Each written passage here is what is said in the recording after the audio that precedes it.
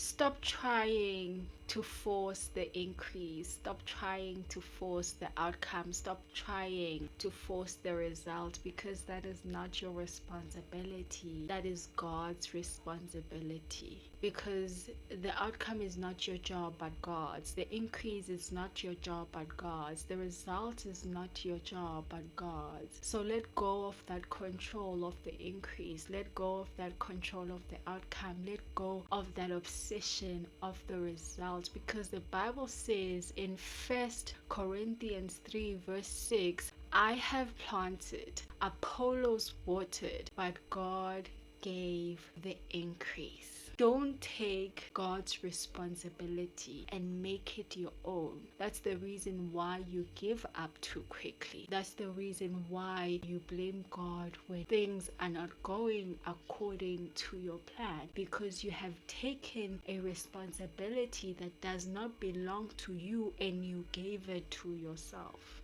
I'm gonna make an example with someone who's looking for a job. It is not your responsibility whether or not you get the job, because you can't control it. That's God's responsibility, because God can control it. Remember, nothing is hard and nothing is impossible for God. What you do is you apply. What you do is you go to interviews. What you do is you have faith in God to open this door for you. And then you leave to God to give you this opportunity. Then you leave to God to give you this job. Then you leave to God to open this door for you. This highlights that in our prayer requests, in our prayer points, we also have a role that goes beyond just praying about it. Once you have prayed about it, two things need to happen. You have to believe that it is already done. You have to believe that God has already answered your prayers, because Matthew 7 verse 7 says, ask and it shall be given you, seek and ye shall find, knock and it shall be opened unto you. Number two, you have to show up to do your part. You have to show up to the instructions from the Lord. You have to show up to obedience. In Hebrews 11 verse 8 it says, it was by faith that Abraham obeyed when God called him to leave home and go to another land that God would give him as his inheritance. He went without knowing where he was going. Your faith in God is shown through actions and not just words. So when you pray about it, you have to show up for it. The Bible says in James 2 verse 17, in the same way, faith by itself, if it is not accompanied by action, is dead. So if you believe and you don't do your part, that faith is dead. If you believe and you don't show up, that faith is dead. If you believe and you don't obey, that faith is dead. I remember a time when I was looking for a job. I prayed for almost an entire year and nothing was happening. It wasn't because God wasn't hearing me. It wasn't because God wasn't answering my prayers, but it was because my faith was dead. I was praying, but I wasn't applying, making my faith dead. Do you think God responds to dead faith? How many of you pray without showing up? How many of you pray without obeying? How many of you pray and believe without works? Then blame God to be a God who doesn't answer prayers. Then blame God to be a God who is slow. Then blame God to be a God who favors others more than you. Then blame God to be a God who has abandoned you. Only to find that God is actually waiting for you to move. Only to find that God is not the problem, but you are. You want a job, but you are not applying. You want a house, you want an apartment, but you are not viewing any places. You want a car, but you are not test driving. You want clients, but you are not advertising. You want fruition, but you are not planting. Nor are you watering. When the Bible says in Isaiah 60 verse 22, at the right time, I, the Lord, will make it happen, it shows that God's only responsibility is to make things happen for you at the right time. It shows that God's responsibility is increase over your life. It's fruition over your life.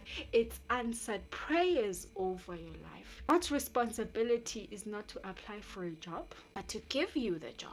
God's responsibility is not to plant or water, but to give you increase. God's responsibility is not to test drive the car for you or to view the house or the apartment for you. His responsibility is to ensure you receive what you have asked for once your faith aligns with your works. The Bible says in Genesis 26 verse 12, when Isaac planted his crops that year, he harvested 100 times more grain that he planted, for the Lord blessed him. What was God going to bless if Isaac never planted?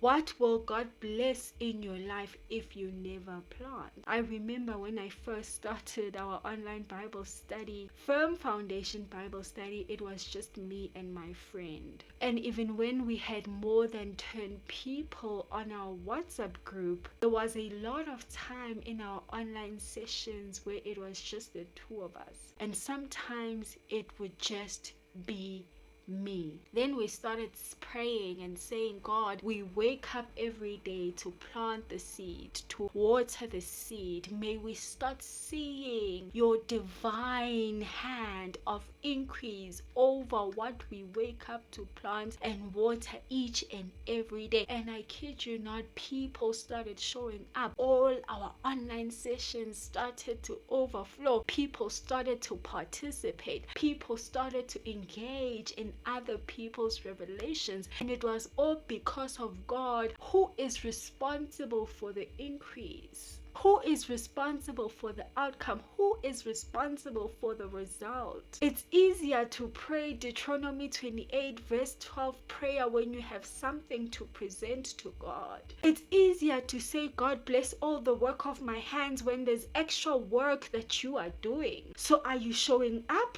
or are you just praying about it? How do you show up? I'm sure you're asking yourself. Identify the work that you need to do and then start doing it. And if you have no idea, you can pray and ask God. Because Psalm 37 verse 23 says, the steps of a good man are ordered by the Lord, and he delighteth in his way. So stop being lazy. Stop giving up. Trust God. Believe in God. Do your part. And watch yourself reap 100-fold in the same year in which you planted. Watch God do in a year what would have taken you years to do. Watch God do exceedingly abundantly above all that you ask or think, according to the power that is at work in you. Ephesians 3 verse 20. Watch God do what no eye has seen, no ear has heard, and no man has imagined, what God has prepared for those who love him. 1 Corinthians 2 verse 9. What if you are waiting on God to answer, only to find that God is actually waiting on you to start the work? The Bible says, do not despise these small beginnings, for the Lord rejoices to see the work begin.